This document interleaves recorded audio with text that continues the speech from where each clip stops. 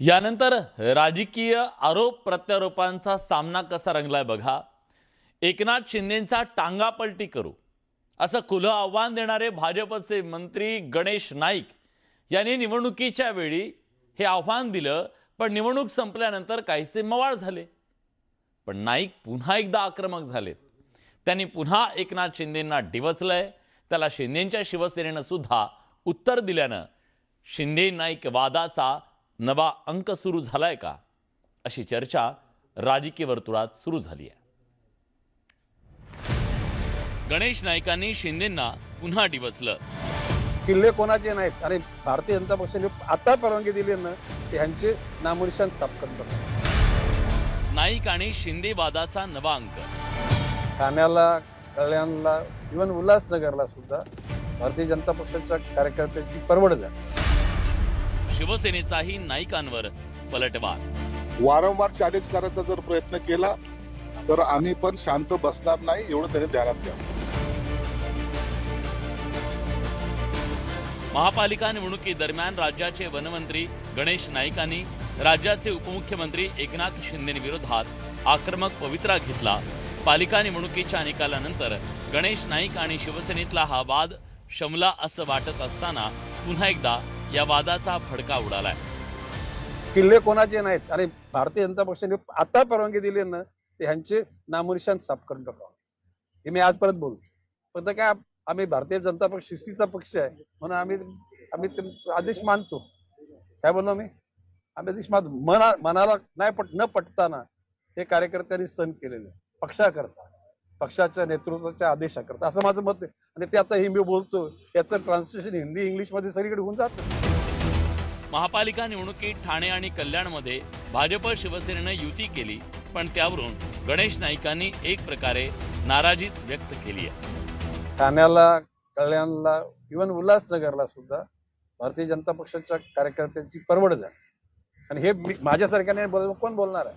आणि मला जाणवते की ठाण्यातला भारतीय जनता पक्षाचा कार्यकर्ता हा खुश नाही, कल्याण मधला कार्यकर्ता खुश नाही, उल्हासनगरला मध्ये कार्यकर्ता खुश नाही। नवी मुंबईच्या कार्यकर्त्यांना गॅरंटी होती की निगोशिएशन, आम्ही युद्धात जिंकलो आणि तात हारलो, कधी असं होतच नाही। नवी मुंबई महापालिका निवडणुकीत भाजपनं गणेश नाईकांच्या नेतृत्वात घवघवीत यश मिळवलंय, पण ठाण्यात मात्र शिंदेंच्या नेतृत्वातील शिवसेनेनं आपला गड राखला। त्यावरूनही गणेश नाईकांनी शिंदेंना डिवचलंय। माझं म्हणणं आहे की या ठिकाणी भारतीय जनता पक्ष जर खुल्ली जर दिली असती तर भारतीय जनता पक्षाचा एकट्याचा सुद्धा वापर होऊ शकला असता, कल्याणमध्ये सुद्धा एकट्याचा होऊ शकला असता, उल्हासनगरमध्ये होऊ शकला असता, नवी मुंबईत झाला, भाईंदरमध्ये झाला। गणेश नाईकांच्या या टीकेनंतर शिंदेंच्या नेतृत्वातील शिवसेना तरी गप्प कशी बसणार? शिवसेनेनं गणेश नाईकांवर जोरदार पलटवार केला, तर ठाकरेंच्या शिवसेनेनं या वादात तेल ओतण्याचं काम केलंय। गणेश नाईक जे काही सातत्याने बोलतायत, डायरेक्ट नाव घेणं त्यांना कदाचित अवघड जात असेल, परंतु एक निश्चित सांगतो, वारंवार चॅलेंज करायचा जर प्रयत्न केला तर आम्ही पण शांत बसणार नाही, एवढं त्यांनी ध्यानात घ्यावं। गणेश नाईक खबरदार, इथून पुढे एकनाथ शिंदे साहेबांच्या बद्दल एक शब्द जरी बोललात ना, उरल्या सुरल्या अब्रूचे धिंडवडे निघतील तुमचे। अरे तुम्ही काय आमचं नामोनिशान साफ करणार? त्यापेक्षा आधी स्वतःचं चारित्र्य साफ करा। आणि एकनाथ शिंदे साहेबांचं नामोनिशान साफ करणारा माईकालाल अजून जन्माला यायचा आहे। गणेश नाईक अवकातीत राहा।